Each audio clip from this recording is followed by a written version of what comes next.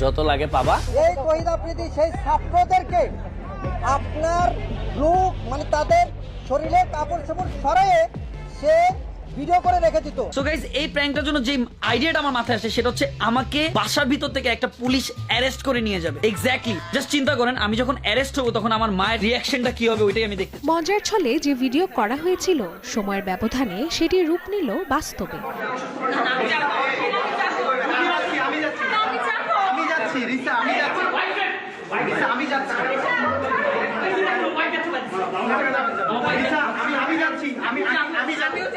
Prank ভিডিওতে মায়ের অনুভূতি দেখতে চাইলেও বাস্তবে দেখতে হয়েছে স্ত্রীর আহাজারি, যে দৃশ্য রাতভর সোশ্যাল মিডিয়ায় ছিল আলোচনায়।